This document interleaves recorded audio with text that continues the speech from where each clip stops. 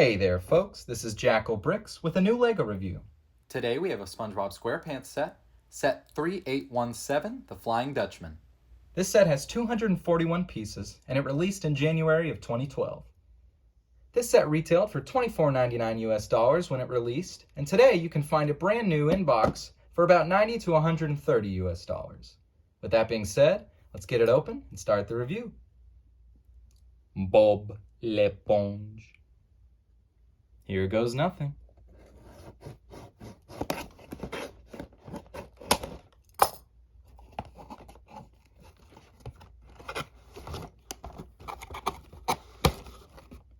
Ah, the sweet smell of 2012.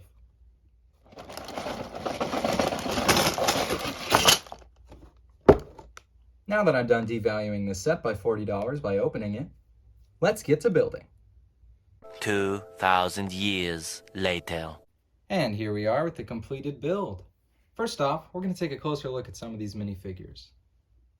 First off is, of course, the one and only SpongeBob SquarePants. This SpongeBob is unique to the entire wave, with this SpongeBob pirate print only coming in this specific set. He also has a really fun pirate hat design with a nice little square pirate skull to reference his square spongy shape. There's no back printing or leg printing or anything like that, but it was a bit too early for fancy stuff like that on minifigures, so we'll give it a slide. He also comes with a nice little pirate sword accessory, and overall I think it's a pretty cute, fun little minifigure for this set. Next up, we have Patrick Star, one of my favorite characters from the show. He's wearing a pirate outfit as well, same as SpongeBob, with an eye patch, nice red and white striped shirt, and some blue shorts there with a nice little string belt. He has some back printing on his shirt there, and unfortunately his legs are not dual molded since that really wasn't a thing yet, but still think the printing on those is pretty nice. He comes with a great little pirate map print on that 2x2 tile, as well as a black shovel for digging up treasure. Our third and final minifigure is, of course, the Flying Dutchman. This minifigure is so hilarious and so awesome, and really captures the spirit of the show pretty well. It's also pretty impressive for its time in 2012, considering it has a few specialty molded pieces and some rarer colors, like these genie legs in green, and this Pirates of the Caribbean captain's hat in green as well. He also, of course, has the Indiana Jones satchel here in sand green, which is a unique color to this set. And his face print there, you might notice, has that nose on it. It's pretty rare for LEGO minifigures to have printed noses, so I find that pretty funny that made it on there. He also has his beard, which is printed onto his chest, considering they couldn't get a beard piece on him there because of the satchel. Overall, I think it's a pretty awesome minifigure. The Flying Dutchman is one of my favorite characters from the show, so finally having this figure after all these years is pretty awesome. He comes with the same pirate accessory, the sword, as SpongeBob did, and he can only stand on one stud there in the bottom. He's a pretty awesome figure and definitely the highlight of the set for me. The first build we're going to check out is this nice little rocky alcove here. Has a great pirate feeling with this nice crooked dock build here, as well as some great texturing on the side of this rocky cliffside here. Also has the classic LEGO palm frond pieces. Gives me a great pirate feeling when I see those.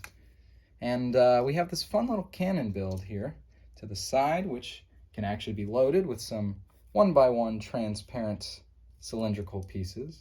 When you load those in and then pull back on the side here, you can actually shoot those off. That was a pretty weak shot, so let's try that again. Sometimes these things can really go for... Oh, well, believe me when I say they can really shoot off. Another great play feature here is this little rocky cliffside. When you lift this up here, it actually reveals a fun little mechanic where you push through the back and a pirate chest pops out. This pirate chest, of course, has some great loot in it. Some 1x1 pearl gold pieces there to simulate some pirate treasure. Great little function there, and some great play can be had. SpongeBob and Patrick looking for some treasure. It's a nice little build overall, and it really complements the Flying Dutchman pretty nicely, I think. And speaking of the Dutchman, here she is. This is an absolutely adorable little build here for the Flying Dutchman. It's pretty small, but it replicates the feeling of a full pirate ship pretty well, I think.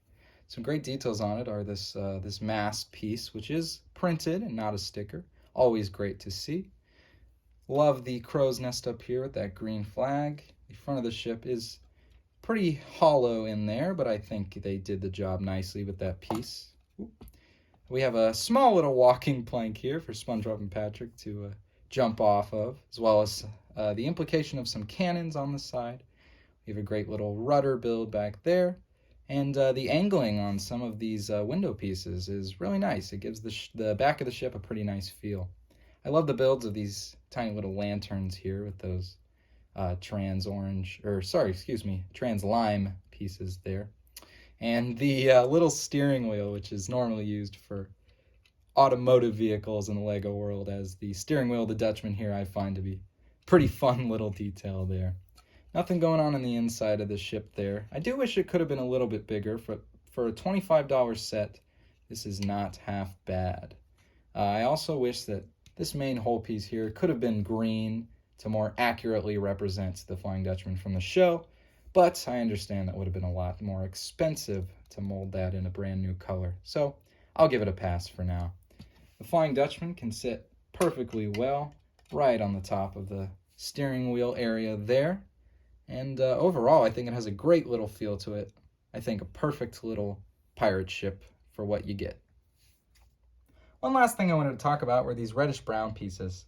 Now, this color is pretty notorious for becoming brittle over the years, and when I opened up this set, a few of these 1x4 reddish-brown tiles were actually cracked, but didn't hinder my enjoyment of the set. Just a fair word of warning, though, if you're opening up some old LEGO sets, be careful about those reddish-brown pieces. Overall, I think it was a fantastic set. This Flying Dutchman build, the island build, and the 3 fantastically unique minifigures all turn out to be a great $25 deal. Now, of course, that $25 deal was the price tag in 2012, and I paid a little bit more for it in this day and age, but I still think it was worth it. Here are some of the few spare parts that came in this set, including this 3rd pirate sword if you wanted to hand that off to Patrick, and the set also came with a few spare launcher pieces for that cannon. You'll definitely need those as they get lost pretty quickly. The last thing to look at is the instruction manual. It's a pretty nicely designed one, and pretty short too, only coming in at about 66 pages of building. The back of the manual features some advertisements for some more SpongeBob sets from around the era, including this one for Glove World, which I always thought was cool. I might have to pick that one up soon as well. Overall, I love this set, and I really love the SpongeBob theme as well. It was one of my favorites from back in the day, and I wish LEGO would bring it back. How about you?